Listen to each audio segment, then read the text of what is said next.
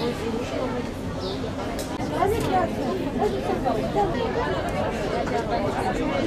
bir için şarap.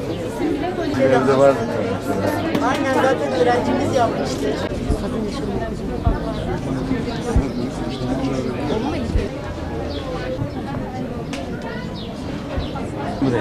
Böyle çocukları bekliyoruz. Zaten satışımız var.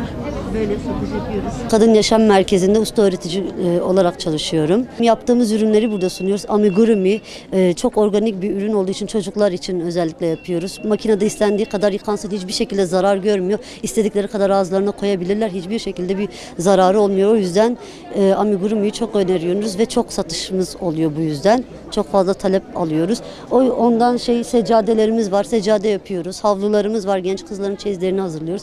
Bu şekilde böyle bir kendimizi öğretip bir katkıda da bulunmaya çalışıyoruz. Ev hanımları gelip kendilerine bu şekilde hem kendilerini yapıyorlar hem bunun satışını yapıp kendilerine de eve de bir katkıda bulunmaya çalışıyorlar.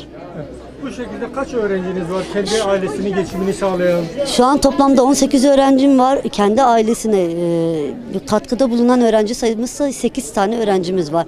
Ev hanımları ama okuyup da okuyan öğrencilerimiz var. Üniversiteye hazırlanan öğrencilerimiz var. Yapıp biz satalım, en azından üniversite okullar pandemiden dolayı biliyorsunuz kapalı. Açılana kadar bir şeyler biriktirelim. Bu yüzden gelip kendilerine öğrenip satışta bulunuyorlar.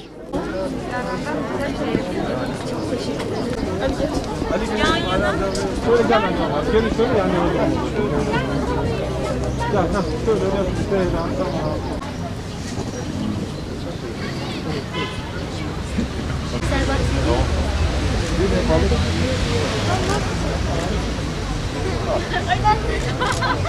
Kotan balığı, sayın var. Kotan balığı. Sen ne yaptın? Ne kadar güzel çalışmalar yaptın.